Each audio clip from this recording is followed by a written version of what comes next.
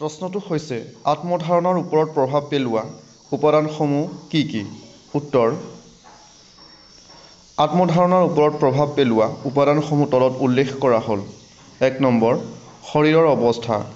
সুস্বাস্থ্যই সদায় বৃদ্ধিত অৰিহণা যোগায়। ভগ্ন স্বাস্থ্য বা শাৰীৰিক বাধাগ্ৰস্ততাই সমনীয়াৰ লগত মনোভাৱ বিনিময় কৰাৰ পৰা বঞ্চিত কৰে। সেয়ে শাৰীৰিক বিসংগতিয়ে শিশুৰ আত্মধাৰণাৰ ওপৰত প্ৰভাৱ পেলায়। অসহায় আৰু দুৰ্বলতা ধাৰণাই শিশুৰ মনত হীনমন্যতাৰ জন্ম দিয়ে। ২ নম্বৰ, শৰীৰৰ গঠন। যেতিয়া শিশুৰ বৃদ্ধি স্বাভাৱিক নহয়, তেতিয়া তেওঁৰ বয়সৰ শিশুৰ লগত মিলিব নোৱাৰা হয়। প্ৰয়োজনতকৈ অধিক ওজন থকা শিশুৰ ক্ষেত্ৰতো এই কথা প্ৰযোজ্য। এই ভিন্নতাৰ বাবে কিছুমান শিশু হীনমন্যতাত ভোগে। ৩ নম্বৰ, নাম আৰু উপনাম। উপনামবোৰ সাধাৰণতে ধেমালিৰ বাবেই সৃষ্টি হোৱা দেখা যায়।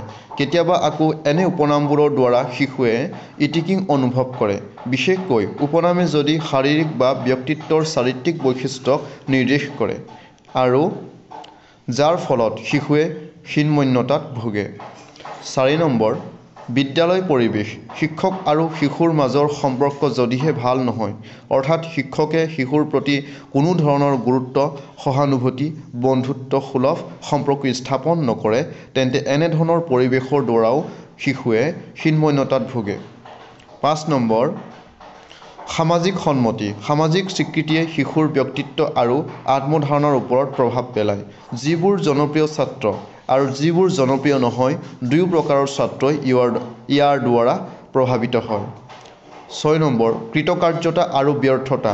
কিছুমান কাৰণত শিশুৱে কাৰ্যকলাপ সম্পন্ন কৰিবলৈ সমৰ্থ নহয়, যাৰ ফলত শিশুৰ আত্মধাৰণা স্বাভাৱিক হয় আৰু ব্যাঘাত জন্মে। কৃতকাৰ্যতাই শিশুৰ আত্মধাৰণাত প্ৰভাৱিত কৰে।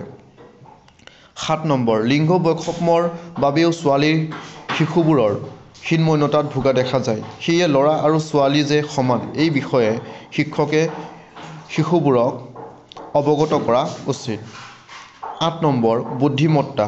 যদি শিশুৰ বুদ্ধিমত্তা অধিক হয়, তেন্তে ইয়াৰ প্ৰভাৱ তেওঁলোকৰ ব্যক্তিত্বত প্ৰভাৱ পৰে।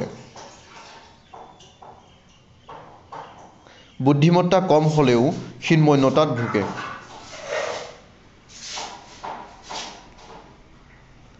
আন উপাদান।